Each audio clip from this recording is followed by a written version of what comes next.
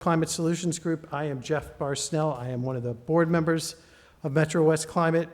MWCS, as we call it, is a partnership of local congregations and organizations here in the Metro West area, including First Parish Church in Weston, from which we are broadcasting or streaming tonight, First Parish in Wayland, First Parish in Lincoln, Sustainable Weston Action Group, otherwise known as SWAG, and a growing list of organizations and individuals.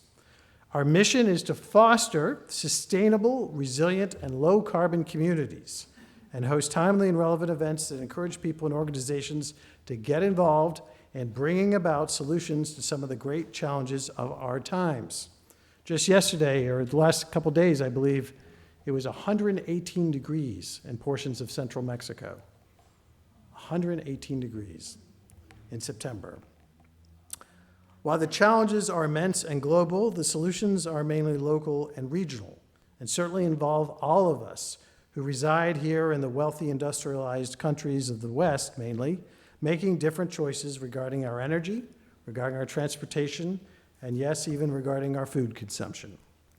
All of us have a role to play in moving our society and economy towards a low and no carbon future. For more information about our work, or to view recordings of some of our programs, including this one, starting tomorrow, I invite you to go to metrowestclimatesolutions.org. Tonight's program seeks to highlight and explore the growing importance that sustainability and energy managers have to local towns and cities. As the need to reduce fossil fuel emissions becomes more urgent, and the demand for local energy efficiency and renewable energy projects increases, local municipalities are seeing the value of having a new professional in their midst, the sustainability and/or energy manager. Given the responsibilities of tracking energy and managing capital improvement projects, to say nothing of applying for and tracking state and federal grants, which are always really easy, right? It makes good economic and logistical sense to have one person or a group manage the details and operations when it comes to energy. What towns have found and what studies are bearing out is that a sustainability or energy manager is not an additional cost to a local municipality. Rather, having one professional in charge of managing energy projects and initiatives almost always saves the town money on an annual basis. So much so that the savings more than offsets the cost of having this staff member as part of their annual budget. Tonight we are joined by two sustainability managers, and we'll have the opportunity to learn about their work, their mission, and their challenges. Julie Gagan is the sustainability coordinator for the town of Weston. She is responsible for implementing Weston's ambitious climate action and resilience plan, adopted in 2021. That work spans across municipal operations, improving energy efficiency, water conservation, waste reduction, recycling, and composting in schools, electrifying Weston's fleet of vehicles and school buses. In recognition of the interdisciplinary nature of climate action in the community, Julie approaches each project with a foundation in building connections, finding common ground, using data, and collaboratively implementing integrative sustainability solutions that work. Abby Shute is it Shooty? That's Shute. That's what I thought. Abby Shute is Wayland's first sustainability manager. Go Wayland! She started in early April, and her main goal is to implement the town's climate action mobilization plan. She does this through managing projects, obtaining funding, community outreach. She has a master's degree in environmental studies and has experience in nonprofit work, conservation, and facilities management. We were supposed to be joined this evening also by Jillian Martin, who is the Sustainability Director for the town of Natick. But alas, she felt ill this afternoon, and we wish her well. With the beginning of the school year, many of us find our homes are built-in Petri dishes as children come home and the like. Our moderator this evening, we are fortunate to have in our midst, is Ms. Katarina Wilkins, who currently chairs the Sustainability Committee for the town of Weston. Katarina has a PhD in something very intimidating called chemical engineering, and she is a founding member of the Sustainable Weston Action Group, SWAG, a founding member of 350 MA, the Metro West node. She's chair of the Sustainability Committee, and if memory serves me correct, she was an ardent advocate for the creation of the Town of Weston Sustainability Committee. So we're delighted to have her well-informed perspective with us here in our midst. I should say that there will be time, hopefully some time after formal remarks and discussion, for some questions and answers. So those of you joining online, there is a Q&A function button on the bottom of your screen on Zoom. We encourage you to post any comment or question you have there, and we'll try to get to as many as we can. And now, Katarina Wilkins. Thanks, Jeff. I'm really excited to be here. Thank you to the community that is hosting us here, the faith community that is open to this social gathering here. It's kind of nice to be among people. It reminds me the climate action plan that Jeff just spoke about was done in the middle of COVID. And with all the effort that we made to reach out to as much to the community as we were able to, that was just a challenge in those days, more so than it's now. So I'm grateful for everybody who made it here.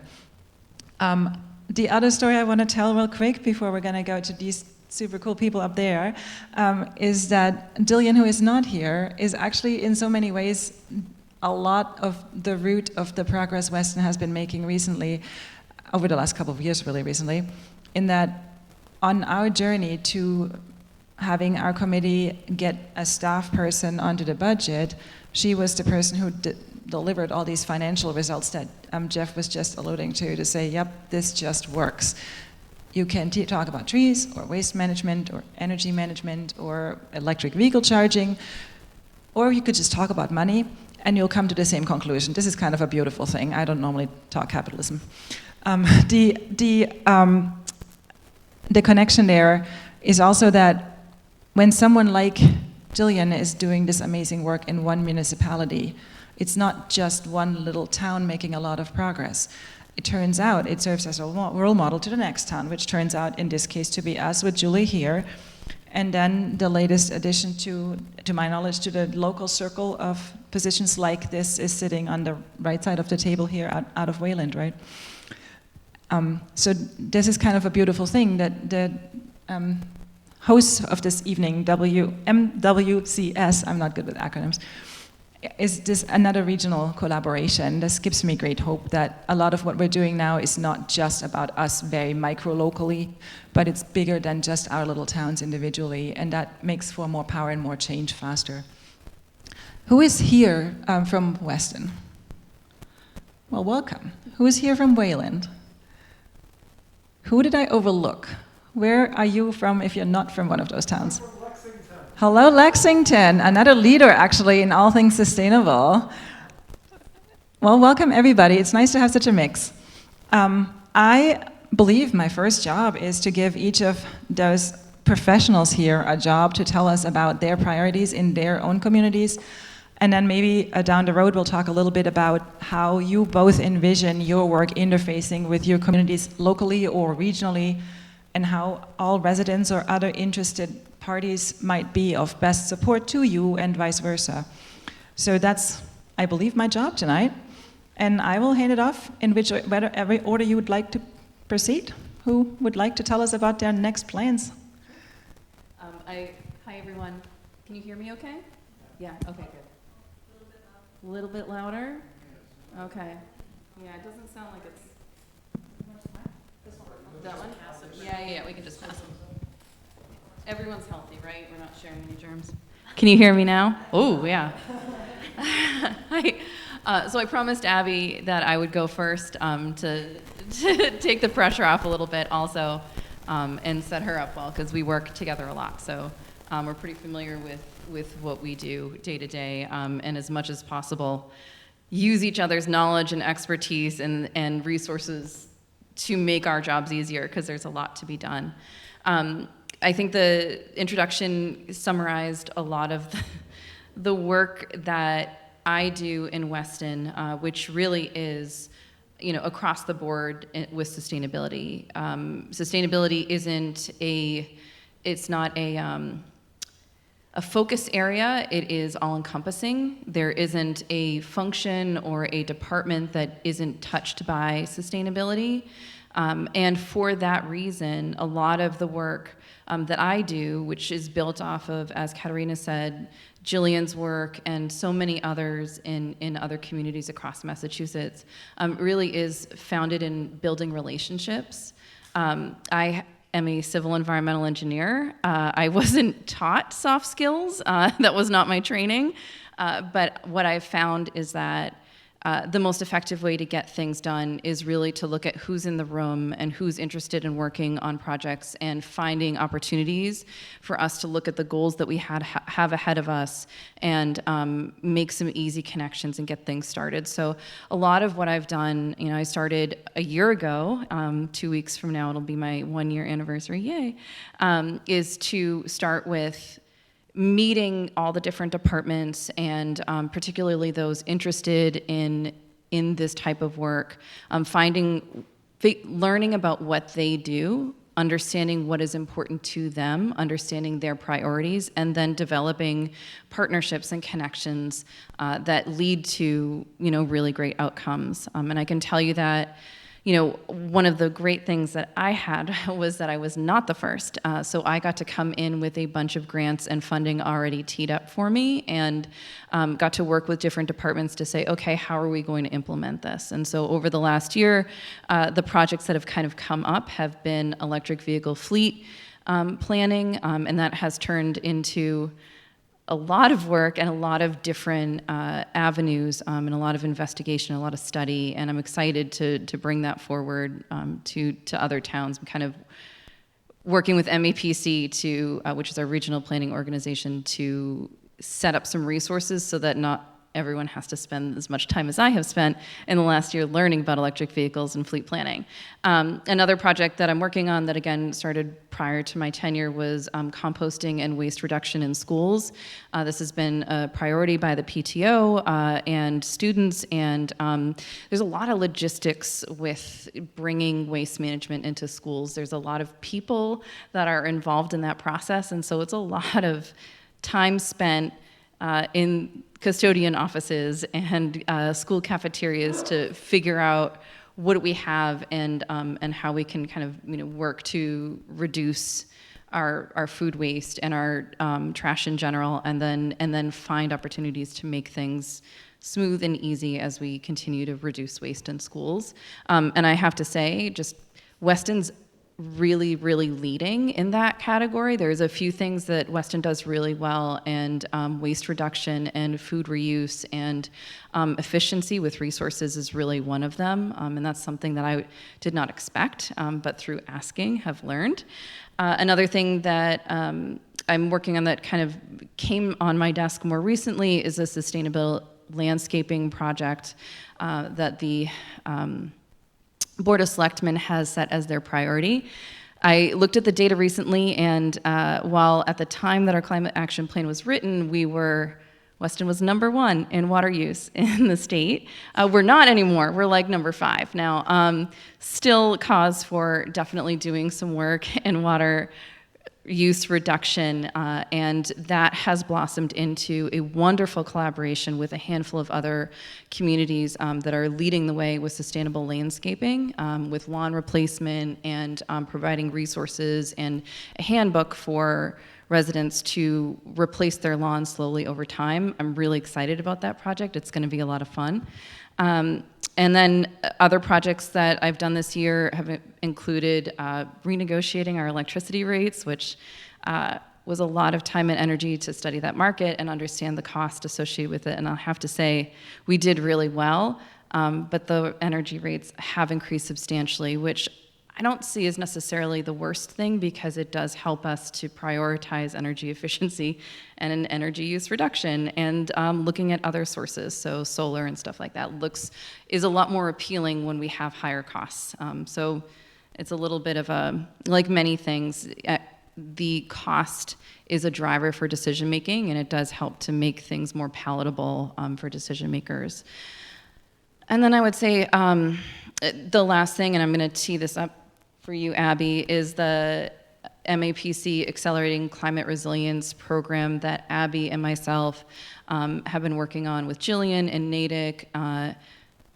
and Framingham and Ashland to do a regional project. I have to say I was supporting this, and a lot of the rest of the group was kind of just signing in and providing feedback and moving forward, and Abby has really done the majority of the work, which is a tremendous amount of work when you're doing collaborative projects. So I'm going to tee that up for you, and I'm going to let you talk about all the things you do. Is that good? Is that good introduction? Yeah. Okay. No, that was excellent. Thank you. Yeah, so there's quite a few things I want to touch on and branch off of with that. So as you said, obviously it's a very collaborative process. And unlike Julia, I am the first sustainability manager for Wayland, but I didn't have to start from scratch because we had so much support from our Energy Climate Committee. We have Oh, yes, sorry. Ooh, that is a lot louder. So we have community groups such as the Energy Climate Committee. We have grassroots organizations, Energize Wayland, that have really worked hard to get a lot of things done and to also help to get my position into place. First example, a little bit closer, okay. Yeah, so for example, they had the Wayland Solarize Initiative, which right now we have over 350 residents who have solar installations, and we've got many hybrid and electric vehicles in town. Essentially, all the work that they've done has really teed up what I'm working on, which is the Climate Action Plan. And basically, I'm focusing on sourcing different types of funding. As Julie mentioned, the MAPC Accelerating Climate Resiliency Grant. So for that, we're actually looking to focus on heat stress facing seniors in our communities. This summer was noticeably very hot, just as Jeff had mentioned earlier. In September, we're still seeing extremely high temperatures. So seniors specifically are of concern for us because they're more vulnerable to heat than our other residents. So we're looking to create sort of a framework where we can engage residents, get them to voice their opinions and concerns, and then provide the towns with feedback on where we can go from here. How can we best give them tools and resources to better combat heat stress? We're trying to get heat pumps into homes, and most seniors are concerned about it. One thing that Jillian, unfortunately she's not here, she can't speak more on, was is it the Metro West? Or I'm mixing up there's many acronyms. My first 5 months here, I've learned more acronyms than I ever have in my life. But yes, essentially what they did was Framingham and Natick worked together, and they surveyed their residents, and they found out that some residents aren't interested in going to shelters. They'd rather go to things like the Natick Mall, and by shelters, I mean cooling shelters during times of extreme heat or power outages when they can't successfully cool their homes. So from that, we were thinking, how can we get people who have transportation issues or things like that to still stay cool within their homes? And one of those ways would definitely be through heat pumps, even if we can get at least one in their homes to help keep them cool and combat that would be excellent. So that's definitely something that I'm very proud of within my first 5 months to have been a part of. I feel like regional applications and regional projects are something that federal funds and other grantors are looking a lot more to see. We don't really want to reinvent the wheel anymore than we have to. So working together definitely helps do that. And it also helps us stick out when we're applying for federal funding, because of course you're competing with the entire country.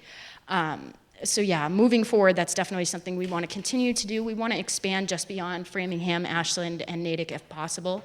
We're also, Weston and Wayland are working with Concord and Sudbury to try to see if we can begin to work on flood resiliency issues, but we're still trying to find the right source of funding for that. Right now, mostly what's out there is reimbursement grants.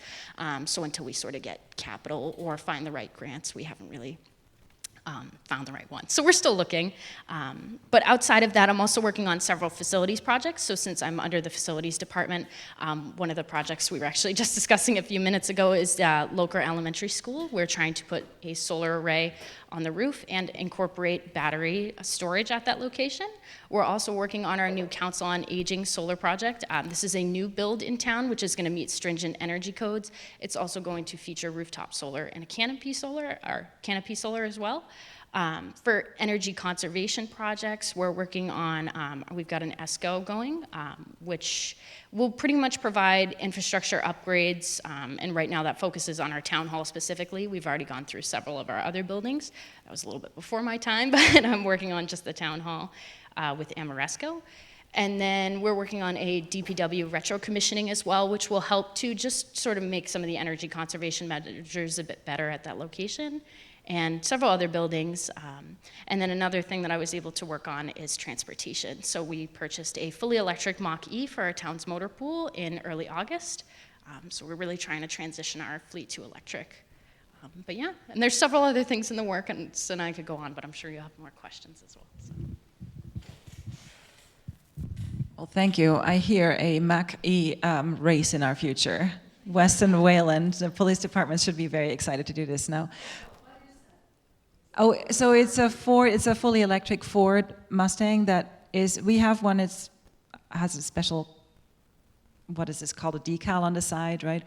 So that it's kind of snazzy looking. Is what people that are excited about engines can get excited about, even if they're not combustion engines. So Weston has one too, and it's exciting to see this becoming the new cool thing, the new norm. And as one town does it, they'll be competitive, which is the whole point. Oh, sorry. Thank you, Ellen.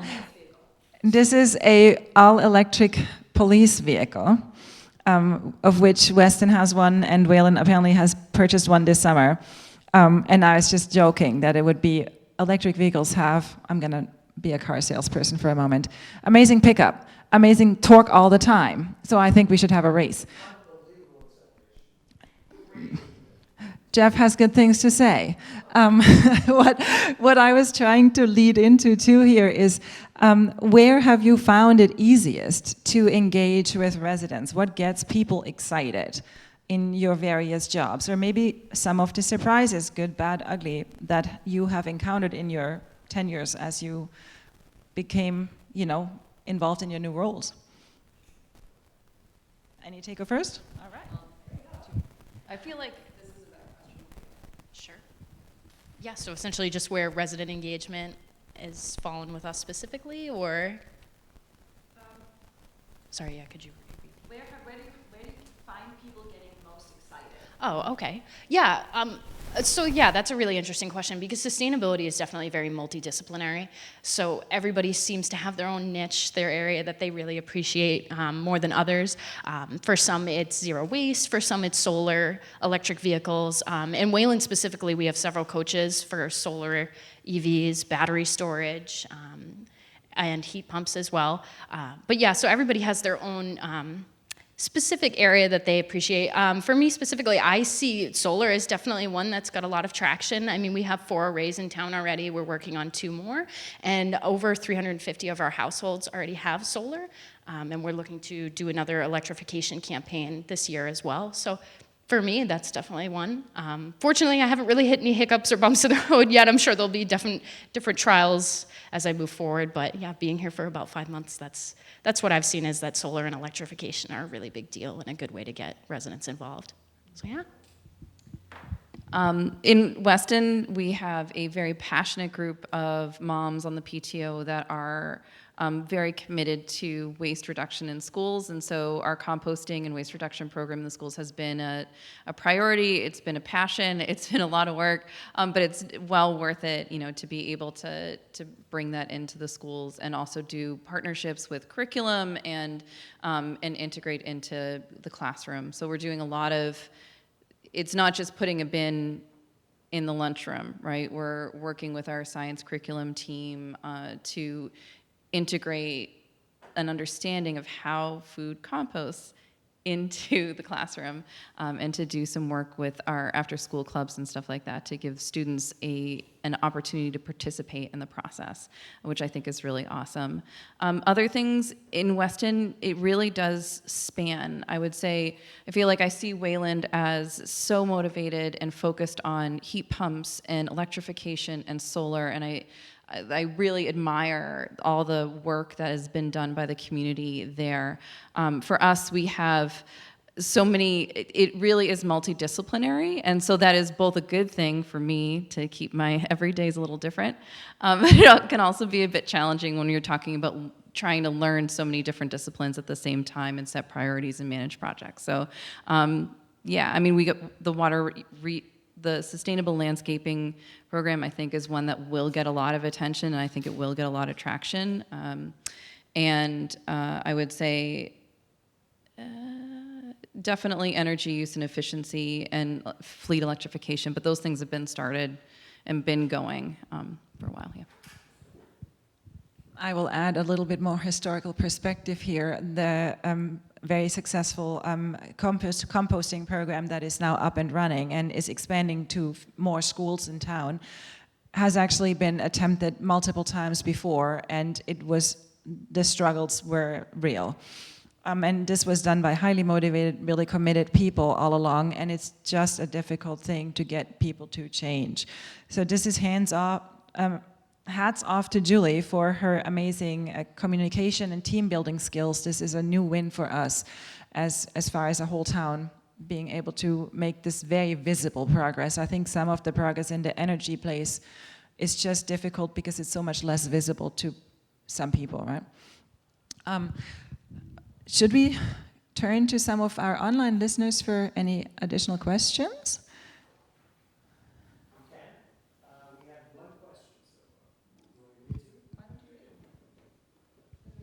This comes from Rick in Natick. Good evening, Rick. Please share your thoughts about the choices you may sometimes need to make between prioritizing your time working on big ticket items like residential emissions, promoting solar and heat pump adoption, versus efforts to enable a deeper cross-section of residents and businesses to take a small step, like composting and mass save energy efficiency audits and the like. Good question. Very good question, a lot like what Julie was just already getting to, right? Would you like to take that one, Julie? I'll start. I will give it to you, though. Sure. So I'm just warning you now. That is a wonderful question, and it's one that I don't feel like I have not figured that one out yet. And I would say that a lot of communities have not quite figured that out yet. I'll start by adding some context. There are 351 communities in Massachusetts. Of those 351 communities, there are about 80 sustainability managers or coordinators. That's about 25% of all of the communities in the state. Obviously, you can probably guess that many of those communities are eastern Massachusetts, right? So within that 495 and 128 beltway. And the result is that as we're building in these prioritizations and figuring out how does a town make decisions versus how does a city make decisions, you can see that like as we compare notes, there really is a wide range of experiences across the state. We do a lot of comparing notes and understanding like what is your community prioritizing? What is the decision-making process behind creating those priorities? We have a climate action plan. Many communities have a climate action plan. All of those climate action plans were birthed through different processes, right? So some of them were written by the community. Some of them were written by a consultant with community feedback. Those plans are wonderful, and they have wonderful goals.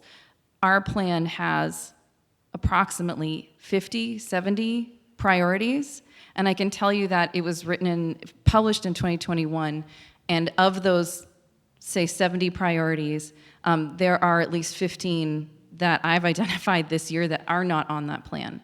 So as a whole, with the introduction of the IRA and so much federal money coming to the state and all of its agencies are really scrambling to figure out how can we develop programs and grants and funding mechanisms to get this money to communities. And at the same time, we have climate action plans and goals within those and interests, as we just talked about, within the community that may or may not align with all of these different opportunities.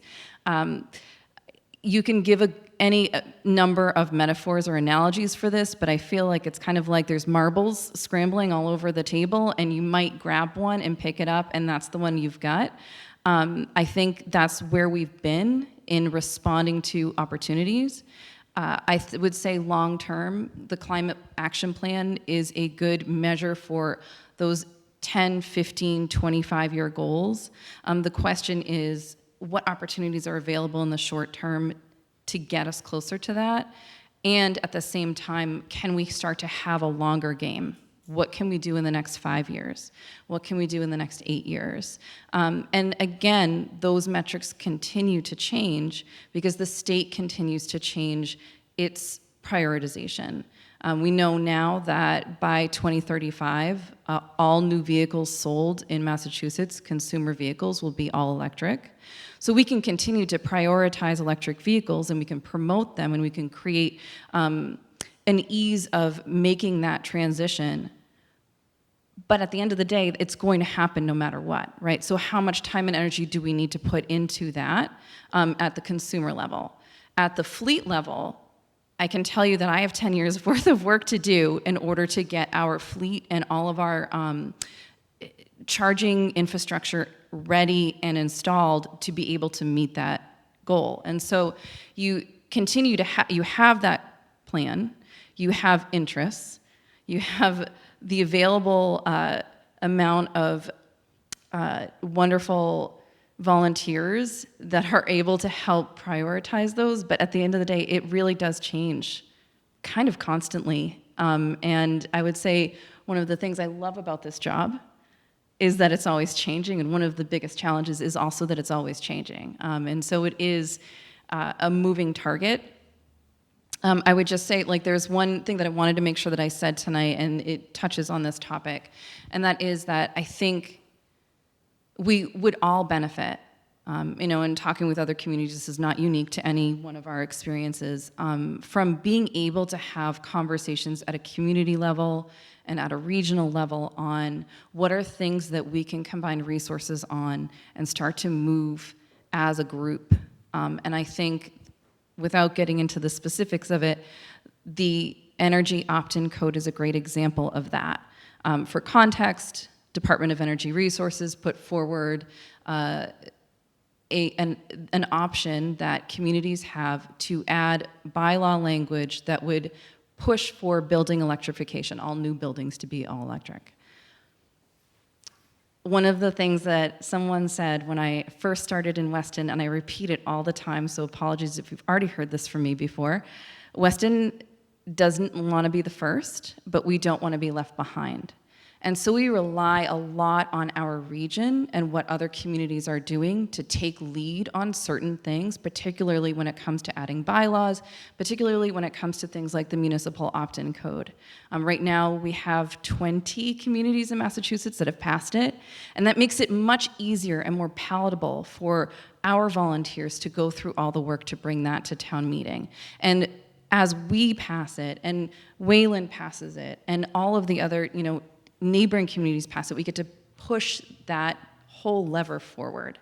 So it was a long-winded answer, but I think it really gets at the fact that there can't be, and there has to be, and it's an ongoing conversation that continues to require that relationship building and that trust building, that communication with our sustainability committee and our town volunteers. So.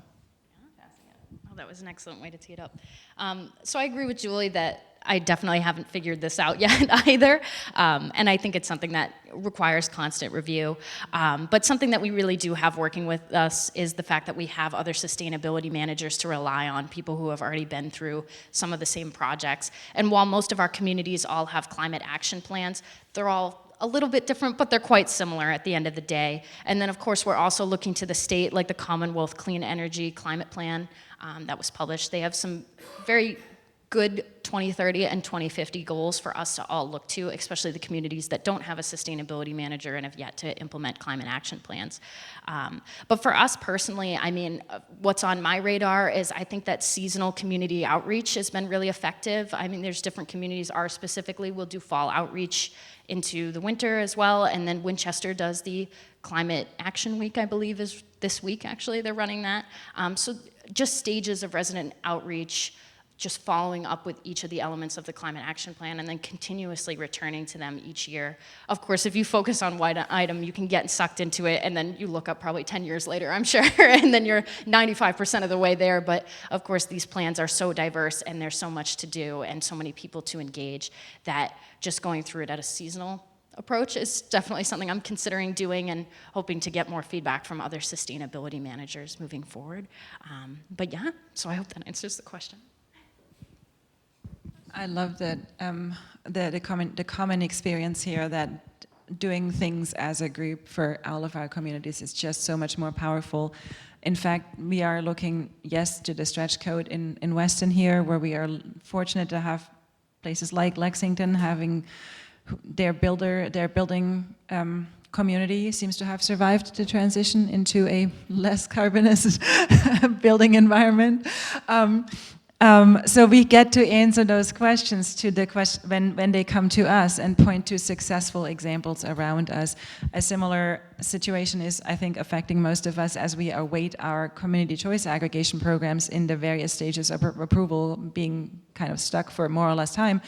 Again, when we went to town meeting with this proposal, this was in 2019, the last town meeting before COVID, we had a map of who has done it and how much money have they saved.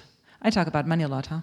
But turns out that's what people care. And then came the energy pricing changes surrounding the Ukraine crisis and everything of more recent nature, and people were remembering, well, wait a minute, what happened to that plan? Where is this at? Why has this not happened yet, right? Everybody cares about peace, for sure. People care about their energy prices. People care about not breaking their own budgets or anyone else's budget.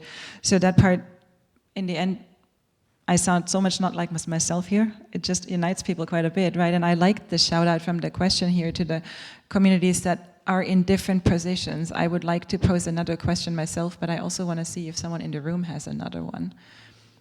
All right. Oh, we have a lot of takers here. All right, I'll walk with the microphone so I get some exercise out of this evening. How about you guys? You can tag team. And then I'll hand it back. Okay. To continue the discussion on money, both of you mentioned grants several times. Two-part question. Do you feel pressure from your bosses to deliver the goods on grants? And second, Wayland and Weston aren't exactly environmental justice communities. Does this add a certain complexity to your getting grants? Good question. Should I just keep talking until he turns it up? Is this mic working? You can continue to turn up the mic. Okay. All right, we're going to keep on. I'll just talk a little louder until the volume goes up. Do you want me to? Two mics? Can they be close together? I'm going to give that one to you. Okay. All right. That was a great question, Joel. Thank you. In terms of the grants, again, one of the things that is a real benefit to me coming into the role, not being the first person, is that in the first 2 years of this job, so at Weston having a person in this role, we've, I think at this point, reached $1 million in grants that we've pulled in from this seat. That takes care of my salary for quite a while. So we're good. And it's really exciting. It's super exciting. And that doesn't include all the money saved from all the efficiency measures and the investments that we've done. There is so much opportunity, even for communities that do not qualify or do not have many of the qualifiers that grants prefer. And Weston is not an environmental justice community, and it does change our priorities. One of the comments that I make, and I do spend a lot of time talking with grant agencies, I feel like in part there is a gap between our regional planning agencies, our grant funding opportunities, and an understanding of the actual municipal experience of how things get done. And so I do spend a lot of time with them communicating on the fact that if you can give us funding for a $5,000 or $10,000 technical assessment of something, then we can use that information, if it's presented a certain way, to decision makers to get something funded. I don't need you to fund the entire program. I get that we're not a priority community, but you have to present information in a way that allows people to be able to get it to town meeting and to get it to decision makers to move it forward. I would say that's still kind of a working gap, but no, I don't feel pressure anymore to pull it in because we've got a solid decade of salary covered with grants that have already been pulled in. I do know that it is a concern that many communities have. The one thing that I would say is that today, I added 3 more sustainability coordinators to our email list of the 80 communities that have this job. I think it would be strange for a community at this point to pull that position away, as there is such a sea change of this continuing to expand across Massachusetts. So I do kind of rest in that as well. Yeah, so for me, being a new sustainability manager, I definitely believe there is some pressure to justify the role, specifically the cost of the role. This is new and somewhat experimental for our community, and I have yet to pull in $1 million worth of grant funds. And then branching off of that, yes, Wayland is not an EJ community by any means. So we are looking at more competitive grants. But one way that we're looking to combat that is through regional collaboration and through trying to tackle those federal grant funds that our volunteers and committees didn't originally have the bandwidth to apply for and implement. So yeah, definitely a lot of work to be done. And of course, our climate action plan says all through it, implement these plans where feasible and cost effective. So that's something that we definitely live by. But yeah, definitely a lot of work to do. So yeah, good question. We all will watch you do this. I have another question in the back there, yes? Okay, I'll maybe just stay by your side while you ask and bring the mic back, huh? So I have a question about waste management. I coordinate the activities at our reuse center, the swap shed, we call it in Weston. Joel is one of the volunteers there. And there's so much waste. I spend a lot of time at the transfer station, and a lot of waste comes in, and it gets thrown out, basically, through, I don't know where it goes, landfills or whatnot. What is the kind of latest thinking on reuse? Is it just too labor-intensive, too difficult? I just want to get your thoughts on reuse and how we can improve that. My observation on my way back here to the stage is that most of what happens at the swap shop ends up in my house, because my husband really likes the swap shop. So, all right, now to the more educated answers. Does anyone want to tackle this one first? Yeah, so I feel like waste is definitely a hot topic these days, especially with fast fashion and things like that. It's definitely a very pressing issue. For us, I mean, we did recently have our first composting research intern, and she's looking into basically trying to expand composting into our schools. And we are also looking at trying to, as a town, just create a waste management plan just for long-term development. I feel like transfer stations aren't something. They're tricky, but I feel like long-term, there's still uses for them for things like the swap shed and just different types of recycling. I feel like long-term, they'll definitely change shape, but they'll possibly still be something that exists in the future. But yeah, thank you. I will say that I think often when we look at waste, and we're there at that transfer station, I get it, it looks like there's large volumes. But when you look at the data, and the DPW does post every year their waste volumes report, volumes have been consistently decreasing what is thrown away, what is sent to landfills, versus what is repurposed, what is composted, what is recycled, what is reused, what is diverted off of that. But there's an opportunity here, and I think this is a really great forum to bring this up. I live in Jamie Eldridge's district. Jamie Eldridge is a state senator. He has this wonderful thing, and he's the only state senator that I know of that has it, which is called a Green Advisory Council. And every quarter we meet, and he presents legislation that he's looking to bring forward, and he gets feedback from people who are doing this work on the ground to see, is this something that is palatable? Would it help you? And, like, how can we form legislation? Like, how can we get support and groundwork on it in order to get it forward? When it comes to waste, Massachusetts, back in the 90s, stopped permitting new landfills.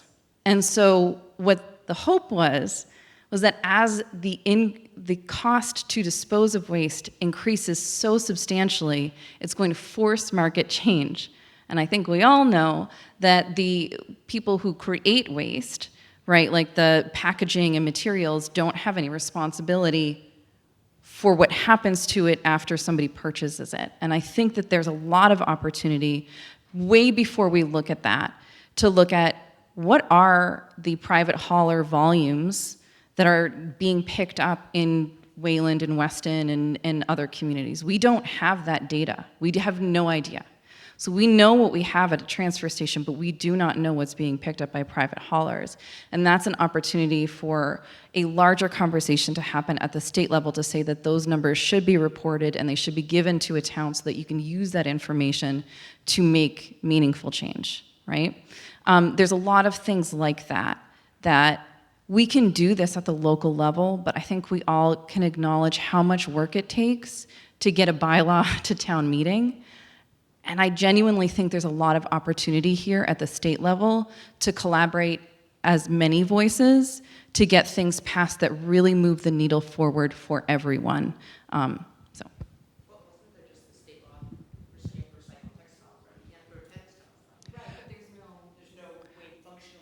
We're just going to keep this so that our remote viewers can also... Yeah, so yeah, we have certain topics that are covered by our legislation. In fact, I learned in our previous conversations with our schools, it's actually mandatory to recycle, for example. I did not know that it was a law.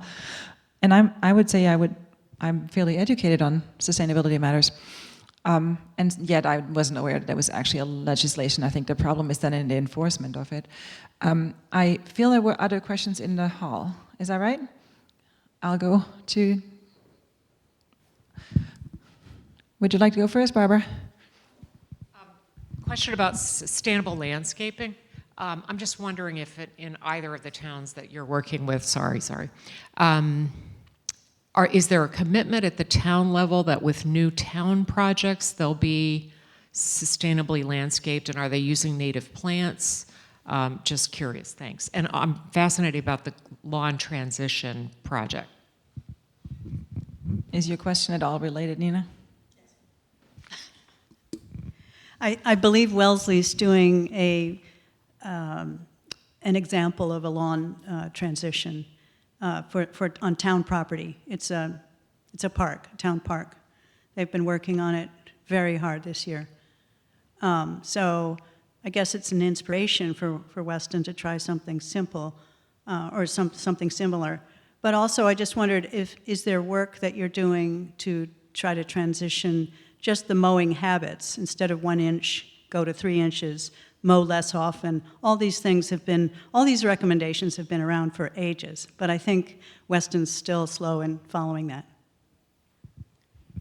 Thank you. I'm going to summarize those two topics what is the feeling in general about managing landscapes better, municipally or possibly also residentially. For the record, the Western Sustainability Committee does not mandate what anyone does in their own home or on their own property. We are interested in convincing people by educating them or making them feel passionate about whichever topic they engage with. I also want to throw in a little nugget of Western history. We just went through a fairly massive town center overhaul, and this was coinciding with the creation of our committee. I believe now it would be a very different discussion. Back in those days, it was very difficult for our committee to have a voice in the process of the redesign because we were simply not an established group in the town at that time where all these discussions were being had. I have a strong belief that this would have changed now, that people would have knocked on our door and said, what about, should we be irrigating our town green, or things like, how much lawn do we really need, right? So that was my perspective from the Sustainability Committee angle, which you didn't ask for. You're welcome. Here we go, Julie.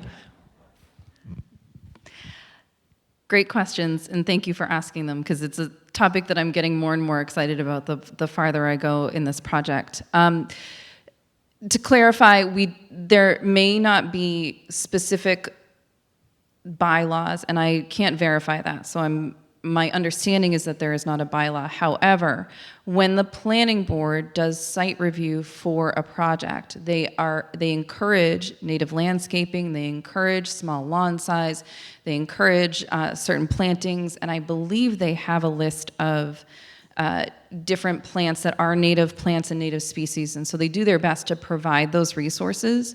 I can tell you that they are engaged in our sustainable landscaping project, and we're all kind of excited to see this program come together, which will include a handbook on things that you mentioned, like letting the grass grow a little bit longer, adding wildflower, seeds, slowly letting the lawn transition on its own, doing things that are really slow, like solarization. And I'm going to tell you a personal little nugget. I have a 120-year-old house, and it has some big old maple trees. And for the first several years that we owned our house, I genuinely did try to grow grass there, and we just could not do it. And so over the last 6 or 7 years, I've been slowly pulling my grass and planting native species and building wildflower area and slowly integrating that. It really is an iterative process. It takes time. You try things, sometimes it works, sometimes it doesn't.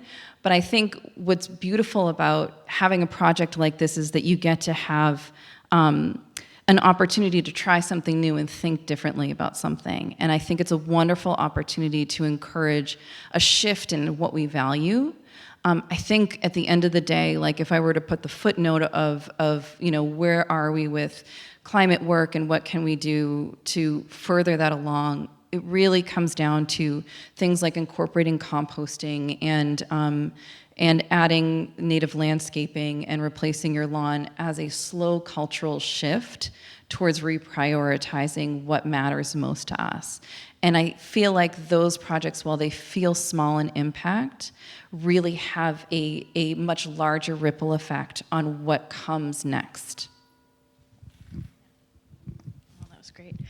Yeah, so in Wayland, in our climate action plan, we do note that obviously we want to encourage organic lawn practices, we want to encourage native plantings. And the Wayland Garden Club actually met earlier this week, and they just had a presentation on native plantings in town as well. So this is definitely something that I will likely get more involved in as well as time goes on, and I find it very important. But yeah, I think Julie summed it up really well, so. I think this is another very visible way of manifesting a desire to live closer to what maybe is better for our planet, right? And then when more than one neighbor does it, turns out the neighbors might not get so aggravated about the next dandelion the next door over, right? Again, it takes more than one to make this all work and not create an extra conflict or extra, other questions. Jeff, do we have online questions? Yeah, so we have someone who asked, what are Weston and Wayland doing to support low-income households with their climate goals, if at all? And by extension, also low-income communities that are nearby. Thank you for this question. That was the one that I was biting my tongue on earlier. Why are we very affluent people, I'm speaking as a resident now, why are we the ones dragging our heels sometimes, right? We really have zero excuses. Do we have answers from the podium here on how we address? Okay. That is a really complicated question, and it's not one that I can specifically evangelize, but I can agree that it's important. The state is forcing every community's hand with the MBTA requirements. As an MBTA community, I'm sure is Wayland one? No, you don't count? Yeah, you lucked out there. So there's requirements, very significant requirements to add affordable housing to any community that is connected to the MBTA. I think it's 10%. You're what? You're 11%. There you go. I'm guessing that Weston is not. One of the things that we can do and will continue to do as I think we get more projects completed and more work done is to work with affordable housing and to work with that kind of multi-family dwelling unit landowner renter situation to support providing resources and tools to be able to electrify those buildings. We know that heat pumps are a better indoor air quality-wise choice for many residents. So it's an ongoing discussion. I can tell you that in my free time, I do this work as well in my community, and we are doing the same thing. So looking at opening conversations with affordable housing owners and organizations and just trying to start that conversation, which is complicated. But there's a lot that's possible, I think, as we establish relationships and allow people space to choose for themselves. So.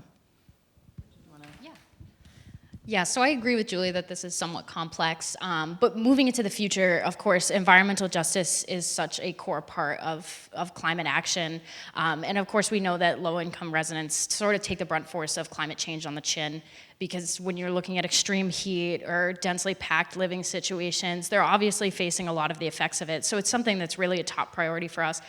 So especially for the Accelerating Climate Resiliency grant that we just applied for, we're hoping to actually reach more residents who aren't normally at the COA events, who are normally in their homes, or they're just from low-income backgrounds, so they're not typically as likely to engage, or seniors that may still be working because they can't afford to retire.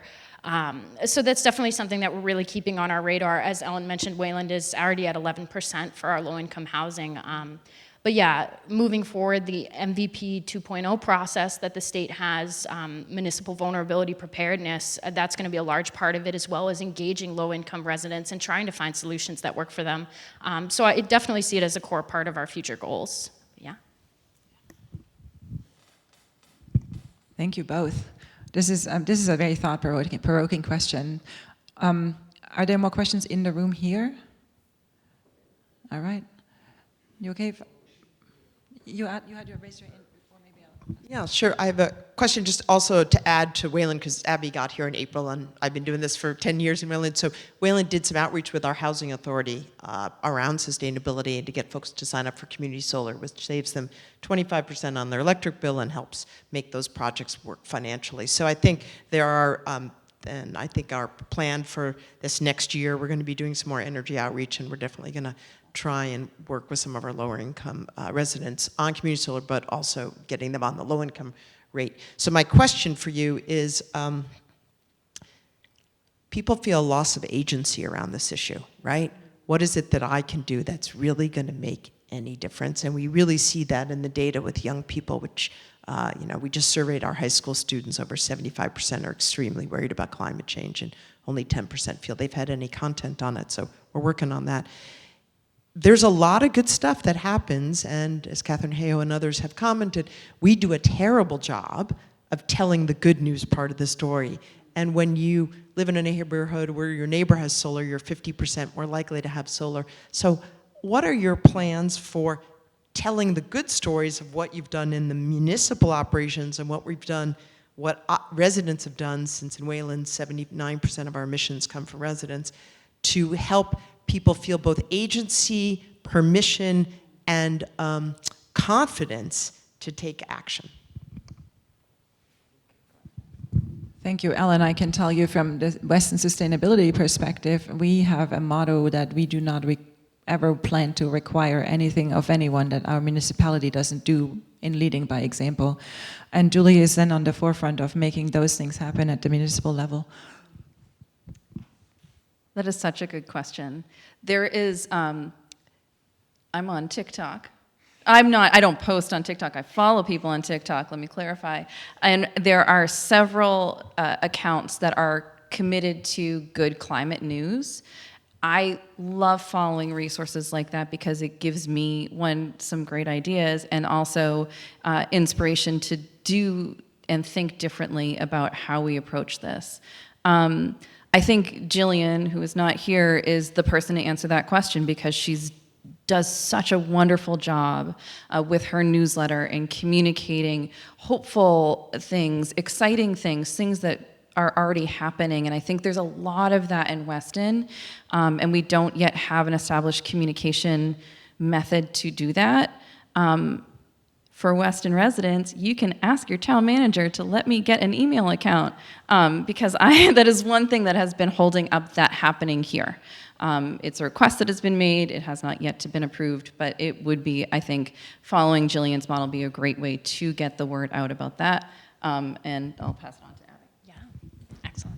I do think, Jillian, that is a very good model for this because her community is not only extremely large, but she's very involved in Natick, and I believe she lives in Natick as well. But yeah, so there's a lot of ways to go about this. But with our fall outreach campaign, we're intending on having residents put signs in their yard. We're going to do different forms of outreach at speaking events. We're going to do some presentations.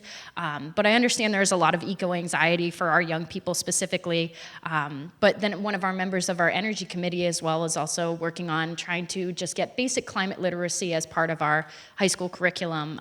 So there are different ways to go about it, and I feel like each community will tackle it in a different way. But definitely something I'm looking into expanding into, so yeah.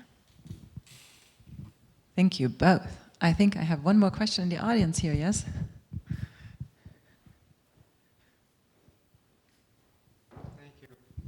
Thank you. Julie and Abigail, thank you very much for coming this evening to talk with us. This is a very, very important subject area. To preface my question, I want to simply state, as an educator, there's a real problem in America's public schools. Very, very few public educators recognize or have any real purposeful training in dealing with all of the things that you've talked about this evening. There's very little support at the school board, school committee, school administration level. Many of them are ill-prepared, don't understand what's going on. A big part of the problem is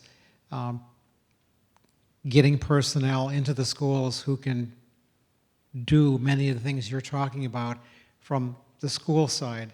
In most school districts in Massachusetts, they're not municipalities, they're regional districts, and it necessitates a regional approach to a lot of the problems. So my question is, what are you involved in the public schools in your communities, and what do you see as the challenges? Thank you. And thank you for your response. Thank you for this question. I think many communities care very, very deeply about the public education in their towns. And for most municipalities, such as the two of us here, turns out the schools are not only very important to everybody, but also a big part of our budget. I'm talking about money again. They do a lot of our energy consumption on the municipal level. In other words, they're a really, really good place for a municipality to start making real change that makes a dent. So that is, in many ways, a lot of what Julie's office is doing, and I will pass it on to her and then future to Abby again. Yeah, so actually for Wayland specifically, for our Energy Climate Committee, we do actually have a student who is on the committee. She's been there since she was a sophomore, and she's a senior now. She's a junior now, so next year she'll be a senior. But she's part of the group that's trying to just establish the basic climate literacy within our schools, and she's going before the school committee in November to pass that. So we are actively working towards it, and we also had our first compost research intern this past summer. She's a senior now at Concord Academy, but she is a Wayland resident, and she was able to just sort of get involved in what the high school students are doing and try to help them find ways to build resiliency within their composting program and expand it as well. So being part of the schools is definitely something that I want to involve myself more in. As a town, we actually sort of pulled in all of our schools' utility bills as one, which is starting to sort of bridge the gap between municipal and school work. So hopefully in the near future, we'll be able to continue that along with our local solar installation at the elementary school with that project. Hopefully we'll be able to just get more involved with the superintendent and the rest of the school committee and just continue to build that relationship. My job before this was working on K through 12 curriculum for a school on a mindfulness and resiliency program. In that role, I got to learn the complexities and the nuances of how schools work. And again, similar to communities, it's different in town to town, completely different, based on who what your structure is and the personalities and the interests of your leadership. Within Weston, I have been fortunate to come in with a very active PTO that cares about climate and that has continued to find opportunities for me to work with the schools. The result of that is I have met with the curriculum director and talked about ways in which we can incorporate climate curriculum in the K through 12 in Weston. and received a modest level of interest, but still in that capacity of kind of thinking of sustainability as a niche. And I think what I love about what Wayland is doing is that they're calling it climate literacy and making it something that everyone gets to learn and everyone gets to experience. Weston has a student who is now a senior who works both at the state level and at the national level on incorporating climate change into the state curriculum in Massachusetts, and he works again across the country with national youth organizations focused on climate change. I try to take my direction from him and listen to what he has to say and support as best I can to give him opportunities to speak with decision makers to really prioritize this. I can tell you that we're connecting him with Wayland so that we can continue to, again, copy and paste what they're doing and bring it here. I've presented to the PTO, I've presented to the curriculum director, I have a meeting with the superintendent this week. I really work on partnerships and building relationships. I met with every principal of every school last week and their green team teachers and presented on a Power Down program that we're doing this year. In every presentation that I give, I do not assume that anyone knows what is happening with the planet. And so I start with, this is climate change, here's your Massachusetts climate change assessment, this is what we're facing in the next 25, 50, and 75 years. This is the number one issue that our students today are going to face throughout their lives. It will affect them in many, many ways. Whenever there's change, there is opportunity, and so I really try to pitch it as something that is an opportunity to create leadership, to create a different set of skills that are needed to be able to tackle these challenges, and to find opportunities to give students in our school district an opportunity to have something on their resume to bring forward as they build their careers. It's an ongoing conversation. I think it requires a lot of people to buy in and a lot of people to care about it. But I think, there's a lot that can be done and a lot of opportunities. As the parent of a current senior doing the college tours, I can tell you with some amount of hope and excitement that environmental studies is actually at the colleges that we recently toured one of the most popular majors that the younger generation is intending to study. So something did go right in their education in the way that they arrived at the stage of life where they get to pick what they actually want to do with their lives after high school. So that ties into one of the great successes that Julie's had here in Weston is the relationships with the schools. One of the successes that the committee has had on the energy side was actually the first solar panels that we got to put onto a school that was originally built to be solar ready. And then it was actually a surprising amount of discussion that was necessary to get the solar to be put on the solar ready school, which again, I don't think would happen again in this energy landscape, in this day of where solar is kind of, okay, what else is new? People are arriving at a new level of normal, which I think is great and so hopeful. I'm grateful for this opportunity tonight that we could all hear some of the good climate news and maybe talk about how we can all help spread the good climate news, because it is a really challenging, sometimes depressing, sometimes saddening job to try and continue to care and work on this topic. Would you like to wrap it up tonight, Jeff? Let's just give a hand to Katarina and our panelists for this evening. Those of you who are live in person, I hope you will join us for some cider and cookies and treats after our program tonight. I just want to note that Metro West Climate Solutions will be back on October 19th for our next program we're calling Stove Wars, Gas versus Induction Cooking. And the movement to switch from gas, which has indoor air quality issues, to electric induction stoves. And we're going to hear from Jonathan Levy, chair of the Department of Environmental Health at BU, and an indoor air quality specialist and expert, and Steve Scheinkoff, who's the CEO of Yale Appliance. So it should be a great program. Thank you for coming.